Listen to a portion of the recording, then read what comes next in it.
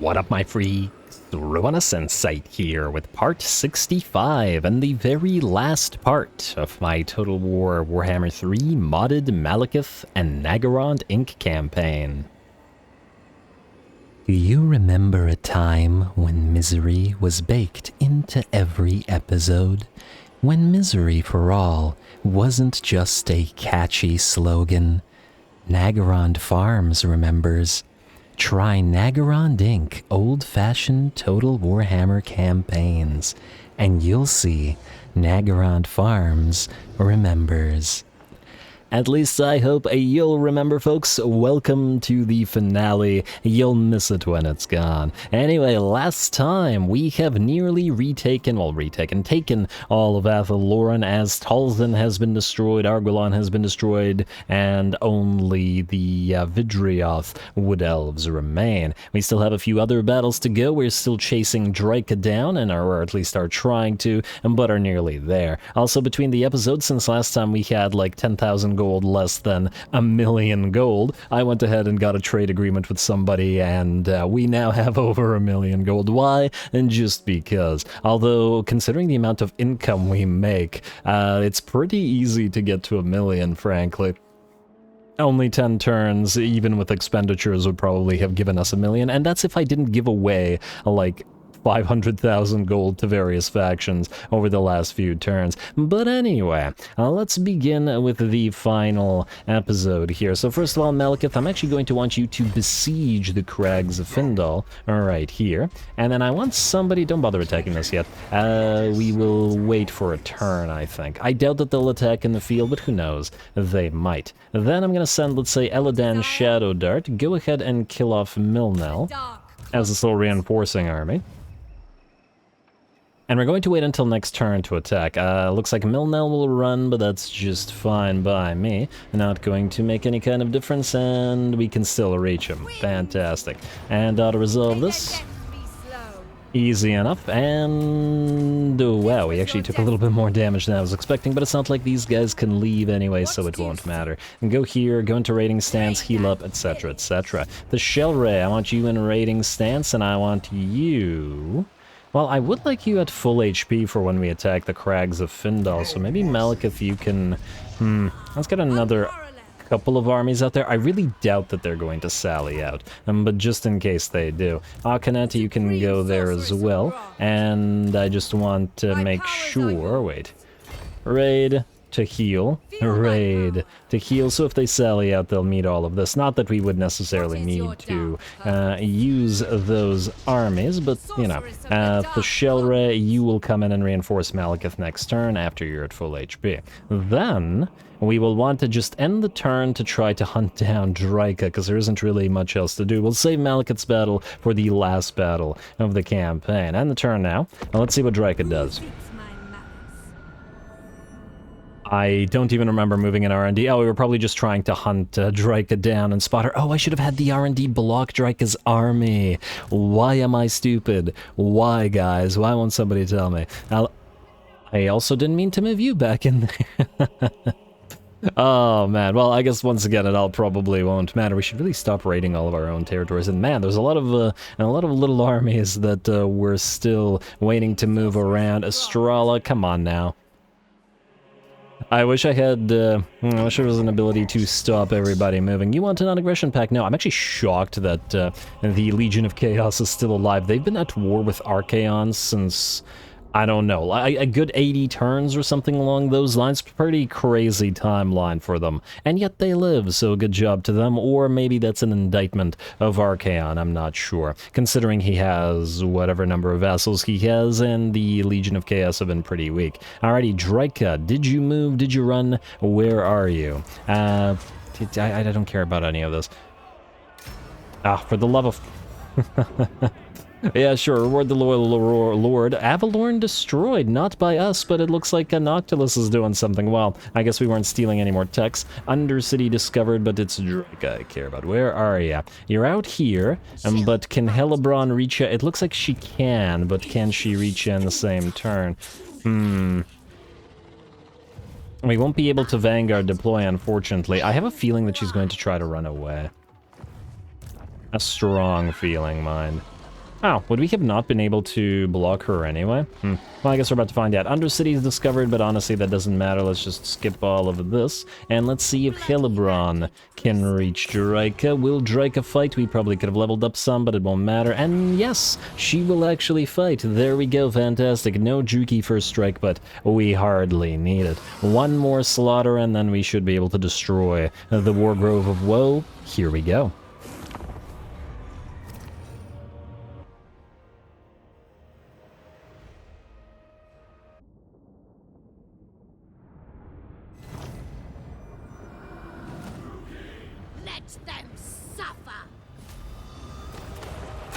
Alrighty, make them suffer, or should we say make them suffer more? I don't know how much more there can be, for they've been suffering for quite a while now. Anyway, here we go. This will be Hellebron's last battle of the campaign, and she's going to head directly for Draika and Coadil waiting over here. Now, Coadil is pretty scary in melee, as he does hit very, very hard with that 80 melee attack he has, on top of the... Okay, if I could just magical attacks and the Coadil's Fury debuff that he has. Draika is no slouch, however, herself. She does magical damage, 771 weapon strength without buffs, and she has the dampen effect as well to reduce resistances, so that's nice. Hellebron in lands, but immediately gets attacked by Draika and Coadil and surrounded by the enemy units of Dryad, so that's certainly going to be concerning. There's that dampen effect, and she is poisoned as well as Rampage. In fact, she quickly drops down to about half HP, so we pop the Potion of Toughness to get that defense up and running, though her melee attack is 172. It's pretty darn crazy. Regardless of the fact that this will be bad for our Vigor, we're going to go ahead and pop the Dark Conduit on Hellebron. Usually not something I do, but she's starting to take so much damage that it's just plain dangerous. It looks like Coadil and Draika are a heck of a tag team, and now this is a lovely shot. A heck of a tag team, and we certainly have to be concerned. I don't think Hellebron's ever been this close to dying before, as she could drop very quickly like this. Fortunately, though, we do have more support coming in as the Pan's Impenetrable Pelt comes down to add more damage resistance, and I think we can't see this, but there's another buff, the Vissen's Wild form that was on here, but it looks like it isn't anymore, though the extra armor would certainly have been helpful. Anyway, while Hellebron is fighting for her life, because I sent her in to do this, and now she has no choice but to fight, the rest of our army has moved in and is engaged as well. Dryads and Bears facing off against Executioners aplenty, and over in the back we have the Witch Elves and the Sisters of Slaughter moving around as well. There's those Dryads with the bows, though they are not the threatening units in this particular battle. Hellebron's down to only 20%-ish of her HP, which is getting real dangerous, but her Executioners have arrived. There's the Death Hag, or Death Hags, I should say, and the Blood Rack Shrine as well to buff up Hellebron and to take the rest of the enemy units out. 211 melee attack and 1.1 a weapon strength. Pretty insane buffs, but great job to Draika and Coadil for holding Hellebron off, though it looks like Draika is finally done for. She is broken, and though Coadil stands, it probably will not be for much longer. Great job to Hellebron, though it was once again a close call. Our Sisters of Slaughter and our Witch Elves now hitting the enemy in the back lines and in the flanks as well. And of course, as always, the Executioners reaping a fearsome toll among units like Dryads without any problem. Maybe I should have waited for the rest of our army to actually get there before just sending Draika to fight Coadil and Draika at once. Hellebron to fight Coadil and Draika at once, yes.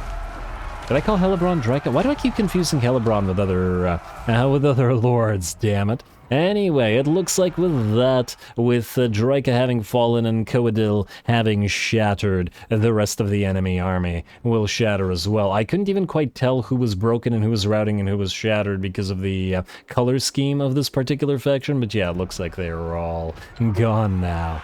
Very, very nice. On top of that, surprising though it may be, the bears are not quite fast enough to outrun the witch elves, which is a pleasant surprise. They run at 85, but once they get poisoned by something, by the madness of Cain, they are slow enough for us to catch. Of course, okay, these ones are a bad example, but okay, these ones tried to run and they all got killed, and I think these ones are being killed as I speak. Though it looks like the ones that I had to zoom in on were the only units that are going to escape. I think the only unit that is going to escape for the entire battle, in fact. But whatever, not a big deal. A lovely little fight for Hellebron, and well, she had to actually work for it, which is very appreciated. Farewell to Hellebron. We'll see you again in some future campaign.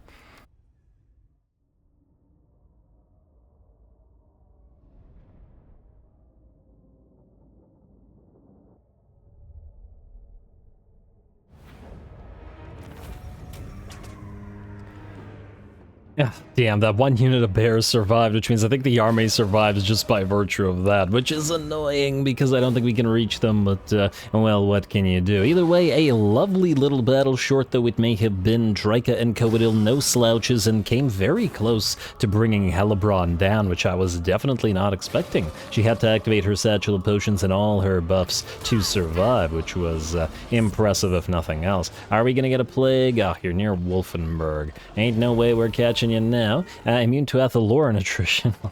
That'd have been useful. Oh, wow. 10% weapon strength when attacking for the entire army. Damn. That's a trait that might have been worth a farm. You're going to go into raiding stance, and we're going to try to get R&D up this way, though I expect this army will probably destroy itself, just in case. You go this way, and I guess we'll send Bane K-marked this way as well in the hopes of hunting down that last army, since we'll need to take another turn in order to do so. Galadriel Beastbinder, you can probably hit Ergig from here, like so, and then Sharky, you can hit Middenstag. Alright, both should be very much auto-resolvable. Really? Okay. In Ergig? You gotta be kidding me. You're gonna take Middenstag. Oh, I should have done it the other way around, probably. Oh well, not a big deal. Loot and Occupy. And I think rather than wasting our time, since the battle or the campaign is pretty much over, we'll just lose a few units here. I don't think we care enough. Sorry, White Lions, but it had to be done. Loot and Occupy as well. And I wonder if this guy's gonna... Oh, he is going to survive, and he is on top of that probably going to attack Ergig next turn. Watch him retake it, but, well, whatever. Galadriel... Whether you survive or not, I guess, doesn't really matter anymore. Beautiful. And now these guys are done for, and we have a couple battles to go. First of all, well, last of all, we'll do Atheloran, which means we have you, Lokhir, who's going to attack Carricate Peaks. I was hoping to find an enemy full stack of orcs here, but Carricate Peaks seems like the way to go. That would piss Skarsnik off more than anything else, but it's not so much that I care about pissing Skarsnik off as much as I care about getting one last nice fight for Lokhir. Anyway, Fern Harvest, let's level you up, in the same with Malus, and then we're gonna get to you guys, your last battle. You have Blade Wind maxed out. Let's max out your Chill Wind as well, though Cardi's Blessing probably could have been helpful as well. Probably also doesn't matter very much. Also, I just noticed that I never gave you items, or actually I probably did. It's just that we ran out of items, and being a follower lord, you just weren't important enough. Sorry. We could give you a Talisman of Endurance, and any other items free. Fencer's Blades, that's good for you guys, for defending. Crown of Black Iron, sure, why not? And oh, you had something else, and I took it away from you, didn't I? Well, too late now. Armor of Silvered Steel, sure, you have relatively low armor. Actually, you don't, because you're on a cold one. We'll give you the Death Mask instead, but we probably don't care enough. You know what, I probably don't care about any of this, other than the enchanted item, which I think we don't have. And honestly, we probably won't even need you. Oh, Potion of Strength. You're never going to attack anybody. Just, you're fine. You're fine as you are. Here we go. Snake Gate, and everybody's at full HP there, plus Meow Ying. And this is Malus's last battle, and we can't fight the battle. Really? Huh, that's weird. I thought that despite the fact that Malus doesn't have siege attackers, since he... Huh. Okay, fine. Stupid, but fine. I guess we'll have to end another turn. Well, I guess we'll have to catch a Droika anyway, so that's fine. It's just fine. These guys are going to take a little bit of attrition damage, but it probably won't make much of a difference anyway, and it'll allow the Shell Ray to heal to full, and I guess Malekith to heal to full for when we actually fight here, so that at least that way we won't have to be concerned about the dragons getting shot down, and that way they'll be able to do a little bit more fun fighting. Alright, fine, let's end the turn. Damn it, Malus. It's also my bad. I really should have built those previously. You... Oh, right. I was going to move Admiral Leech in closer down the River Reich in order to support the other armies with his area of effect, but whatever. Alright, let's end this turn. This should be the very last turn of the campaign. Disciples of the Maw is going to declare war on us. What is this? He's strength rank 59. I think one of, if not the last of the playable factions. Or not even playable, just all factions other than rogue armies. He has one settlement, and he's nowhere near to any of our territory. And he has no allies. Why would you do this? AI makes no sense. It just makes no sense. So much of the time, it makes no sense. It's just bizarre. Alright, but not a big deal. Meow Ying, we're on the way, or at least we hope to be on the way today. Come on. I mean, it's not even really necessary. I just want to make sure that Malus gets one last fight, you know? Alright, are we besieged? Settlement receives plague. Besieged at a gig. Perfect. Alright, you guys just destroy these guys. Okay. Is there any way to cancel all of these at once? Because they get quite annoying this late into the campaign. I don't think I've ever had any other campaign where there was that many announcements. Anyway, Hellebron, kill, or... You're probably gonna get a plague. It's just garbage fest, this plague. Doesn't matter. Kill. Auto resolve. We'll just kill a bunch of... It'll kill one of the... I don't care. The armies are no longer needed. Alright. It's the principle of the thing, but it's also I don't care. Alrighty, Zoltathios the Wild is besieging Talabayim. And attack. And auto resolve. Alright. And at least this way, almost all the legendary lords will have gotten one final battle at the end of the campaign. Though the final battle for Morathi was earlier, and Morathi was, you know, she got a lot of playtime throughout the campaign, a lot.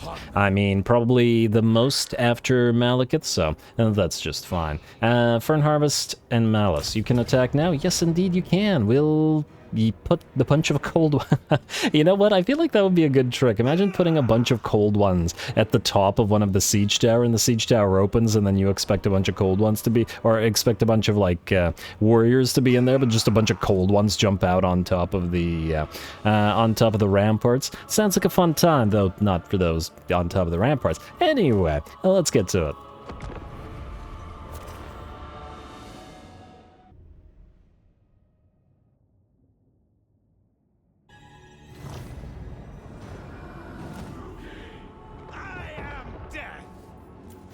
Alright, Malus, I am death, eh? That's pretty edgy, my friend. You and Malekith have to have some kind of edge off. That sounds wrong, Slaanesh giggle. Anyway, here we go. An all-cavalry and chariot army facing off against the Great Bastion. This attack makes absolutely no sense, and we're doing it anyway. We have separated our forces such that Malus and 2 of the units of Dread Knights are heading towards one gate, and then 2 of his retainers and 2 other units of Cold One Dread Knights are heading for each gate. So, 2 retainers per gate, and then Malus to the other gate. The enemy is also hitting us with those towers, whose explosions are pretty neat. It looks like it's the... Are those the fire rain rocket shots? They don't actually seem to be doing that much damage to the units of the Cold One Dread Knights, but the Dread Knights seem to have a lot of resistances. 31 missile, 20 physical, and 21 ward save. And if I understand this correctly, this all stacks with regards to anti-missile damage, so at the very least in that regard, it does make sense why they're not taking a crazy amount of damage from the towers. I don't believe the Cold One Knights, the regular knights, are nearly as resistant, though they're at the edge of the firing field, or whatever you call it, the edge of the range of the towers, which means the accuracy will leave something to be desired. Not so much on the chariots, however, as the chariots will move on to the field. Can't really do anything with them either, at least until the gates are open, but they do look like they take a lot more damage from those towers. This is a fairly cool shot, however. I like this wide open terrain right before the Bastion, on top of the fact that I don't think, well, in this campaign, or pretty much in any campaign, we haven't seen a lot of, well, piles of chariots like this moving together. Cool shot, even if it isn't the most practical. Anyway, the gates are down to about a third of their HP, so a little bit more. It looks like we're going to take at least a few shots from our chariots, but there's no way they go over this wall and actually hit the units behind them. That's okay, we'll do a little bit of a drive-by, ride-by. I'd really rather the towers go after the chariots than going after our Cold One Knights, who will be entering the city and fighting in melee. After all this, of course, we still need to kill all the units inside, and let's face it, it won't be the chariots that do that. Damn, these guys are getting hit a lot. And I take it that's the Dragon Breakers, Iron Hail Gunners. Never got to try these units. They're like the Empire's, they're grenade launchers, right? Yeah, they're exactly like the Bordermen.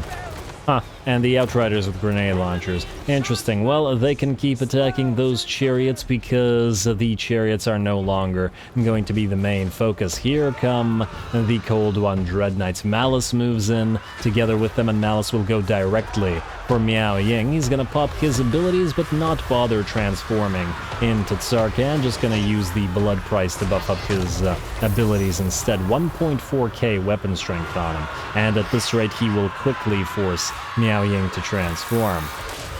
Alright, nice little duel between the two, at least while Miao Ying is on foot, but it looks like she's ready for her transformation. We are not going to oblige and do the same, however. Let her transform and rely upon that. Tsarkan can stay asleep. Malus can still fight a dragon without any help from his demonic partner. Anyway, we have broken down all three gates and are streaming into the city now. Here come more Dread Knights as well as the regular Cold One Knights with spears. The chariots are going to join the fray shortly as well, and they're just going to start moving through the city and annoying the enemy in the back line. In fact, trying to break through the enemy like a tip of a spear sort of thing and go deep into the enemy formation / the enemy settlement. Looks like at least a few of our units of Cold One Dread Knights are starting to take hits. This one's lost nearly half its HP to the combined effect of the Great Long Marauders as well as the Terracotta Sentinel. Well, it's only one unit of Cold One Dread Knights, so hopefully not a big deal. And there we go, Murderous Mastery has activated for all of them and even more. Continue streaming into the city. Malus has his own mastery and has gotten Miao Ying down to about half HP. A few of the Cold One Dread Knights tried to interfere with the duel, but by accident, I think. They were just trying to go after an enemy unit. Not like Malus really needs the help, as Miao Ying is down to about a third of her HP, and he is completely fine.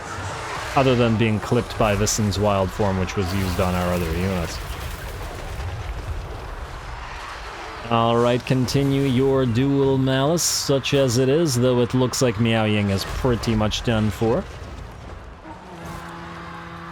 I hear retreat horns. I don't believe that's the chain route, however.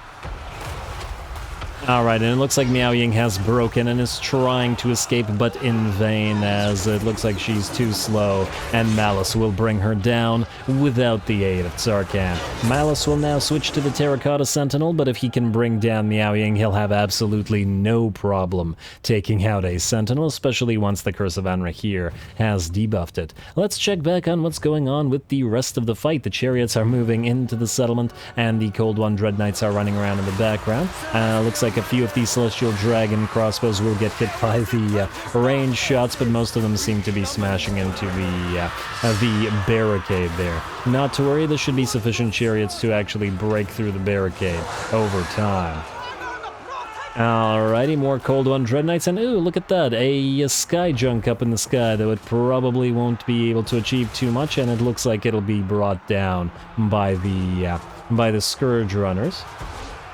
While the fight continues elsewhere, more and more Cold One Knights, Dread and otherwise, stream into the city and are now just going to look for targets. It looks like there is a little bit of a fight going on over here. Some Celestial Dragon Warriors, Social Dragon Guard, whatever, and are managing to hold off a few of those Dread Knights.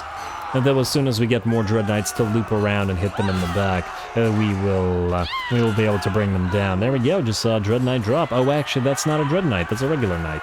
Yeah, probably why these guys are able to hold them off much easier. Also, it looks like Malus has brought down the Terracotta Sentinel and has basically returned to full HP as well. In fact, no, basically about it, he is, yeah. In a second or so, gonna be at full HP. Fantastic, fantastic little battle. The chariots move through the city, mowing down some Celestial Dragon, no, Jade Warrior crossbows in this particular case. Though we probably wouldn't have even needed to stop, as we have sufficient chariots to just ride through them and probably kill them all. The Retainers are moving further up, or Cold One Dread Knights and Retainers are moving further into the enemy settlement. Speaking of, our chariots have driven through over in down this thoroughfare and are heading towards the enemy victory location. Malus is all about objective gaming, at least when he doesn't have the opportunity to do something spiteful, so he would absolutely go for the victory, in my opinion, at least from what I understand of his character. Not that he needs to in this particular case, as the balance of power has shifted to about a tiny, tiny sliver, and only a few more units are still left to kill. And Jade Warriors fleeing before the sheer number of Dread Knights here. And I think the battle is just about done. Alright, and yes, this is what I was talking about, those Celestial Dragon Guard now finally gonna get charged in the back, and the last of them will get destroyed. Here come the Dread Knights to help the regular Cold One Knights out. Show them what their betters can do. And there we go. With that, the last of the enemy holdouts are done for. Malus is good, he's at full HP, and the battle is ours. Fantastic. I'm glad we got to attack at least one of the locations of the Great Bastion. Not that it proved to be much of a problem, despite the fact that this is a cavalry army. Nice shot of Malus before the gates here. Hey, don't you fire at him, I'm just gonna move away from that. Completely necessary. Spite, you get pets, I love you. Alright, and there we go, well done to Malus, and that without the power of his demonic friend.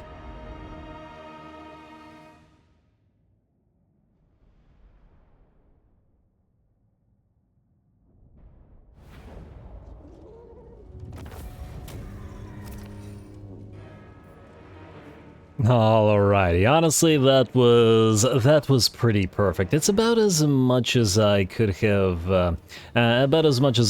wished for a final battle for Malus. The whole battle just seemed so lorefully in character for him. The all-cavalry army going and attacking. It's just so audacious to attack the Great Bastion with nothing but cavalry and insane, and it's absolutely what Malus would do, though I'm sure he'd also send some rogues to open the gate or something like that, but yeah, that means you, Lokhir, wherever he is in there. And on top of that, Miao Ying had no chance against him. Malus did not transform throughout the entire battle. Even at the end, he defeated Miao Ying and the Terracotta Sentinel and remained at full HP without even needing to revert to the power of Tsarkan. I like the idea that at the end of the campaign, at this point, Malus is just disdainful of Tsarkan's power and can handle himself. Anyway, I love the character. But anyway, we are going to, I guess, occupy it. Hardly a need to loot and occupy it. And hey, we even get more melee defense for, hey, and another envoy. More melee defense for the army. Not that it really needs it. And there we are. Very, very nice. Not that the Bastion gives us anything really either, but all good. And you guys can heal up, and look, our chariots even survived, every single one of them, when not under auto-resolve, just ripping them apart. Alright, well, that was Malus's last battle. Now it's time for Lokhir's. He gotta do something too. Now let's get a few points assigned, and then let's get into it. You can go for, I believe I wanted to get elusive for these guys, because they're, well, you know what, tough as nails, another 5% HP. Ain't too bad. You can get a martial name of power. Ooh, or weakness abhorred. It really depends on which name of power it is. Name of power. Spite Heart and the Hand of Wrath. Well, the Hand of Wrath will will buff everybody, so covet my wrath. There you go. Enjoy. Now, you are going to go into Druki First Strike. We are going to talk to Karazakarak, let's say, and we'll join your war against the Crooked Moon. For nothing, for free, just to get Lokhir his final fight. Alrighty, also just to double check our victory conditions here. Yes, only Vidrioth is left alive, so we're nearly there, folks. This is the final episode after all. To Carrick 8 Peaks. Now, you don't need Siege Attacker. There's an Arachnarok, some Savage Giants, plenty of Biggins and Black Orcs to be fighting, so it should be a pretty fun time. Here we go.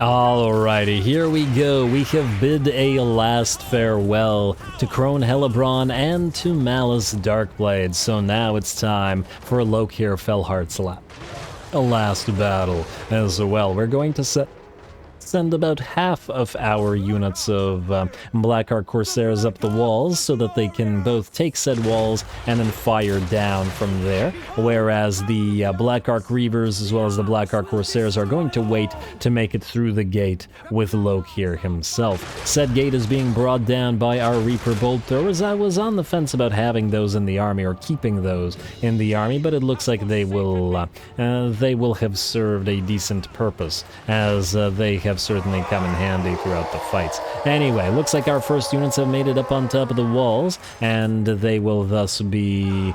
wait, they're not exhausted? Maybe a significant number of units have to actually make it up the wall before they get exhausted by this. They certainly wouldn't have perfect vigor, so... not entirely sure why they're still active, but it'll probably become exhausted shortly. Anyway, regardless of that, they're going to begin fighting those biggins up on the walls. It'll be a nice little contest, though we're going to cast a Fate of Biuna upon these biggins, just so that we can get a little bit of space to get more Blackheart Corsairs up on said wall. After there's a critical mass of them and they can hold their own, we'll stop providing them spell support, although maybe we'll provide a little bit of spell support as needed, you know, everything as needed. And ooh, look at that, big spider running around, Arachnarok, and just as the spider arrives, so does Lokhir make it through the gate, and he's going directly for that big old spider. Get back here.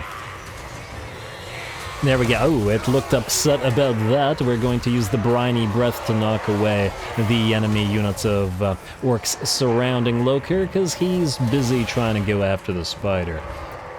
There's something about terrestrial creatures that just really bothers Lokhir. He wants them all dead. Mathland wouldn't like them, and what Mathland doesn't like, Lokhir doesn't like either. Alrighty, all these enemy units are also trying to interfere with Lokhir fighting the big spider, so we're going to drop a few Black Ark support abilities right on top of them. Once again, generally something I like to avoid, but considering the campaign is at an end, we don't really care about playing fair anymore. We've already won the big fights fair and square, and this one is just for fun because I wanted Lokhir to have one final battle. Anyway, it looks like the spider is just about done for. There is still a giant as well as a Black Orc big boss, or war boss rather, to contend with. Down goes the Ragnarok, and we will turn to the giant, who will drop pretty much just as quickly. And is he going to get back up? Yes, indeed he will. He still has about a third of his HP, and though our units have taken the walls and are now firing down on the enemy as well. I have very fond recollection of my Zatan the Black campaign and firing down with the fire glaives multiple times in multiple battles from walls like this. There's just something so pleasant about the pew-pew laser sounds that the fire glaives make while they fire down from the walls like this. Plus they look like blasters as well. As in the, well, blasts that they make. Anyway, this is also a lovely little city in the dark here. Although it's not going to look so lovely once the Dark Elves are through with it. Alrighty, and it looks like the enemy Lord is pretty much done. Black Orc Big Boss, one more hit from Lokhir will bring him down. And there we go. I think that knocked him away, but it also probably killed him. Beautiful. Now Lokhir has got himself a giant, a savage giant, and a Ragnarok as well as the enemy Lord, and look at that. Another giant to take care of, though this one has been very much softened up by fighting the various Black Ark Corsairs and taking hits from the other Black Ark Corsairs on top of the walls. Alrighty, down goes the giant, barely a contender for Lokhir. Anyway, making it up the ramp now, though it looks like the enemies are just getting ripped apart via our range capabilities before they even get into melee, where, surprisingly enough, the Black Ark Corsairs are just as, if not even more deadly, with their 77 melee attack and 72 weapon strength. What a great well-rounded unit. You gotta love Black Ark Corsairs. And we even had a decent opportunity for our Reavers to actually play. They haven't really gotten a lot of action throughout the campaign, mostly because, well, they get kind of overshadowed by Lokhir, but then so does the rest of his army. It's just that there's so many Black Ark Corsairs, we tend to see them do some things. And we're gonna throw out some vile nets as the Black Orcs here are getting shot by our range units, and then we're going to use another vile net as soon as the first one is over to make it up the ramp and get in position rather than allowing the enemy to hold the high ground. Plus a few extra shots into these Black Orcs will bring them down to lower than half HP, and I'm sure they'll actually rout before they make it to our units. And yep, in fact, no, they've still got a couple of seconds to charge, and now there we go. It looks like they're done for. Alright, sorry to the Black Orcs, and it looks like the Murderous Prowess at the same time has activated. Lokhir has gone through all the enemy elites down this way, has now gone after the enemy trolls, but it looks like the battle is already pretty much ours. A lovely little fight, though it was probably never going to be difficult. Like I said, I would have preferred it if we had one where there was a full stack in here, but once again, I still doubt that the enemy would have held. Anyway, I'm gonna drop a purple Son of Zoreus on the biggest concentration of enemy Black Orcs and other such units that we can find. Oh, it almost looks like, oh, it's actually pretty cool. It looks like the hand from the Spirit Leech is casting the purple sun. Because there's like a shadow of the purple sun in there. Yes, the Spirit Leech. Very nice. Ah, there we go. Now it looks like the Purple Sun is within the Spirit Leech. And, game, come on, I was having fun with that. Anyway, Purple Sun is going to soften up the units, and then I'm going to do something I don't often do. We're going to send in our single Manticore here by itself. Why? We're going to use it as a living bomb as we cast the Dark Conduit on it, and that'll rip apart all of these units, like the Skaven Warp Bomb does, except for the fact that the Dark Conduit doesn't actually actually hurt our little Manticore. So, Manticore is fine, but it basically killed a unit of Black Orcs that was around it, badly damaged a unit of Orc Boar Boys, and I think there was another unit that was part of this as well. I guess it was the Rock Lobbers. All in very bad shape. Not bad enough shape? Well, that's okay. We've got Black Arc support to make it that much worse. There we go. Well done to the little Manticore. A viable strategy. Just one I don't normally do outside the very end of the campaign, because it's cheesy, even if it is fun on very rare occasions. Alrighty, well, it looks like those Black Orcs are done. The enemy stands no chance. Oh, there's another little set of them here, but another briny breath will come in from Lokhir. And you get one last pet, Lokhir. Enjoy. Ah, it looked like it closed its eyes when I did that. Alright, a few more bites, and I do believe the enemy army will shatter in a few seconds. Bounce power is at 90%. Gonna get another Fate of Biuna and Spirit Leech on these last Black Orcs, who are vainly trying to fight the Black Arc Corsairs with Lokhir in the lead.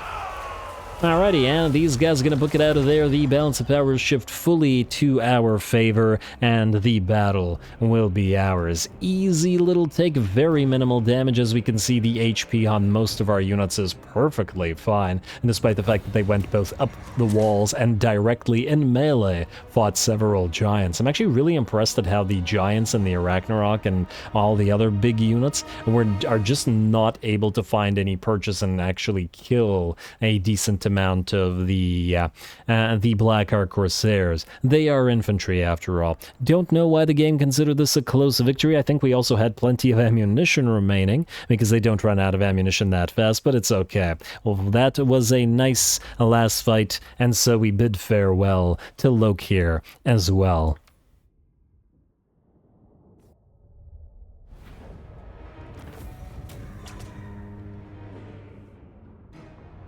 Alrighty, very nice, and the enemy stood absolutely not even an inkling of a chance. Obviously, the Black Arc Corsairs do well as always. Lokhir got a very nice 52k, and, well, everybody did well. Hey, and even the Sorceress got 29k damage. Not so often that this happens on the Death Sorceress, after all. We can occupy it. I guess we can loot and occupy it just in case we get attacked, but we won't, because this is the last turn, and we got another Rubric of Dark Dimensions, which are always lovely to have. The only unit there that got hurt was you, Balthinol, rather, and that's because you don't really have much in the way of items yet. Well, I guess forever now.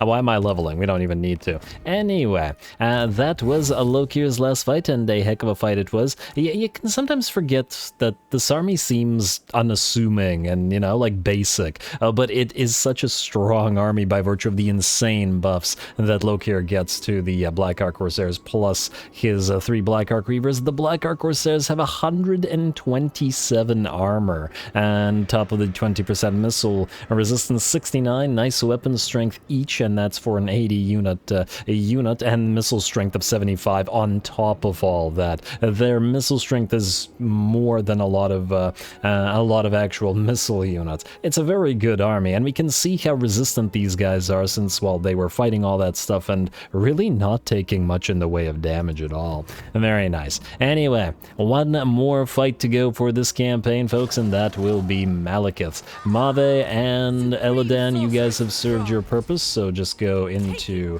one of these locations each. Eladan, you can, well, I guess you don't need to be here. Alright. We'll attack with 2. Akhenet, well, not Akhenet, the Shellwraith, once again, yet another reward. She's been with Malekith ever since she got him his Sword of Cain. I guess we can do the one final point assigning, but we hardly need to. Do we even bother? I don't know.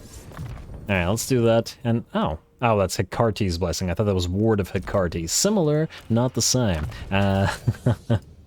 Let's see, you can, I guess, have Wild-Eyed, not that it really matters, and, you know what, we'll just attack. I mean, Alright, you may have noticed a little bit of a cut there. As soon as I started the final battle at the Crag Halls of Findal, the game crashed. On the final battle of all things. I have never been edged this hard in my entire life, and the Dark Elves know a thing or two about edge. I'm an idiot, but yeah. So I don't save, so the game actually took us back to the previous turn, so before the Lokhir battle and before the Malus battle, but we had those battles, the recording was already made for them, and really the end is only, or the ultimate victory will happen when you kill the Crag Halls of Findal, so not a major issue, but damn. Oh, unbelievable. Oh, wow, we have 28,000 slaves. I didn't even notice that was racking up, and ooh, we're actually losing public order in a few places. Could fix that, but why bother? Let's see. So here's what we're gonna do. Everybody move away, move away. We gotta get this final battle going again. I already did this, but I don't remember where in the episode, and this whole thing has so much editing to do already, so I'm not going to bother dealing with it. The shell array, I'm not going to do skill points except for nobody. Let's just attack round 2, I guess, though I never even got a chance to start fighting. Here we go.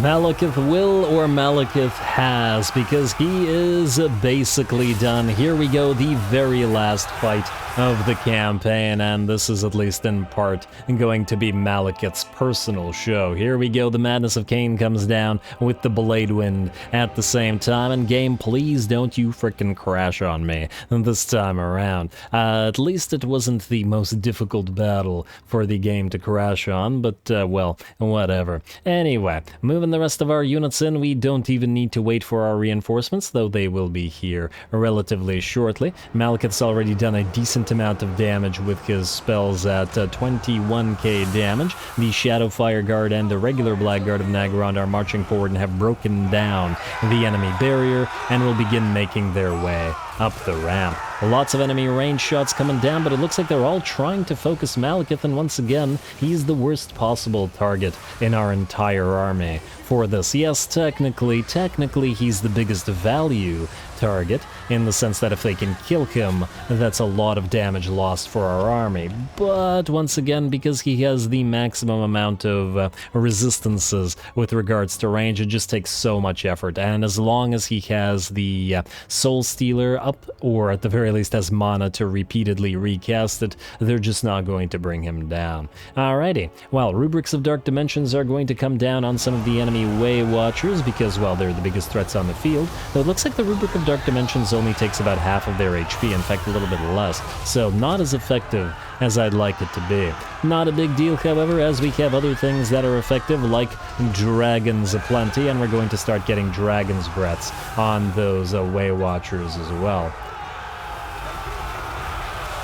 There we go, and as soon as the Dragon Breaths are down, we can actually attack those Way Watchers in melee. The enemy Lord has also been caught by our Manticore Lords, who are our anti-Lord and anti-single entity killers, and it looks like they will have absolutely no problem ripping this Glade Lord apart. He is only level 12, after all. Our third and last Rubric of Dark Dimensions hits another range unit of Glade Guard with Hagbane tips, and Malekith has already made it to the first of the minor supply locations at 1 minute and 30 seconds. And a few more enemies to kill here. I believe there is a Glade Captain, or there's a hero in here somewhere in the pile of units, but I suppose it doesn't really matter, as the Shadow Fire Guard and the Blackguard of Naggarond will start ripping the enemies apart. Or continue, I should say. There we go, a nice hit to that one particular Blackguard. Well done to you, sir. It's really quite too bad that we can't build Phoenix Guard as well. Not that we would need to when we have access to Blackguard, mind you. It just feels so odd to have only the one unit of Shadow Fire Guard. Or maybe like every, it would be nice if every, since the Shadow Fire Guards seem basically the same as a regular Blackguard of Naggarond, just a slightly more buff. maybe we should be able to build, you know, an extra one for every settlement of Ulthuan, or like every main settlement. Something along those lines. And ooh, what the heck is that? The army spawn ability? Suddenly, there are lots of dryads and stuff on the field. I think that was that army spawn ability again. Maybe. Or they just sent in all the dryads. Well, good luck to them either way. Let's see. Looks like a lot of the enemy range units are running the balance of power is about 90% in our favor, and our reinforcement army has just arrived. I really don't see this going the enemy's way in any way. This is actually an absolute slaughter. Malekith's still in the middle of the enemy fight, and I'm going to cast something I think I've used maybe once throughout this campaign, an actual Doombolt, which is funny because Malekith has reductions in terms of the cost of Doombolt, but there we go. And it actually did a ton of damage to this pile of units because they were, well, piled up. Malekith has the reductions for the Doombolt, but unfortunately the reductions aren't all that crazy, so it still costs like 10 mana, and he has better things to cast for that, generally speaking. Alright, well, these flowers will be very well watered after all this. I wonder if there's a point at which there's enough iron having leached into the soil from all this blood that it would actually not allow flowers to grow.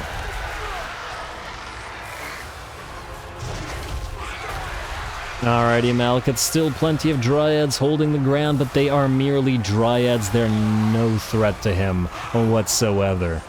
Really, even tree men aren't really a threat to him anymore, and, well, it looks like the rest of the entire enemy army is no threat to him anymore indeed, as the battle ends and the campaign will come to a close. Very nice. Just a couple more spells just for fun as we round out the battle. Malekith moves through and out of a Blade Wind and into a Pit of Shades just to catch a few more units, and just because he can. 693 kills, not too bad, and cresting that 100,000 damage. Lovely. A decisive victory for us, and this should, unless I'm mistaken, destroy Vidrioth and give us the ultimate victory.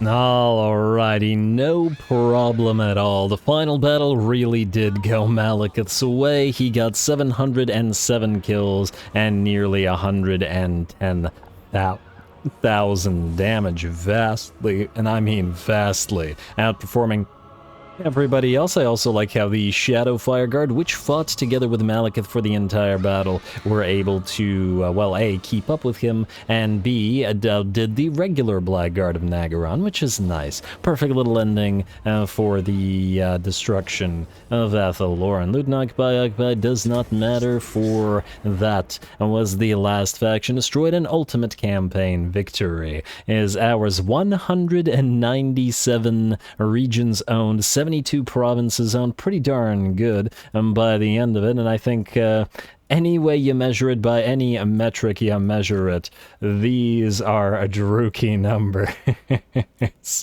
I guess, yeah, the battles, well, you know what, we had some pretty darn good ones, and we were able to still destroy all of the enemy wood elves in 2, I want to say, ish turns, or by and large, all of them in 2 turns. They wanted a wild hunt, but they got a mild hunt instead. And I'm still amusing myself. Anyway, there you have it, folks. Ultimate victory. Ulthuan's a pile of slave slums, and Athelloran's a pile of ashes. Malekith's ascended the Dark Phoenix throne, and, you know, as odd as it may seem, he's become a dark shield of civilization, which was kind of the intent since the beginning of the campaign, ever since we kind of allied the ancestral throng up in the north. And hey, we kept the faith, at least the second time around. around. And Dark Shield of Civilization or no, sometimes you have to fight evil with evil. That's basically the entire plot of 40k. So, you know, it's right up there in terms of Warhammer and being loreful to that as well. Anyway, another campaign bites the dust. Thanks for sticking around with it all the way to the end for those still watching, and for all the great names in the Naggarond Inc. comments, many of which were better than anything I came up with myself. Always going to be more Warhammer on this channel, so don't forget to periodically vote in the community tab. All glory to the algorithm. Thanks for watching, and have a miserable day.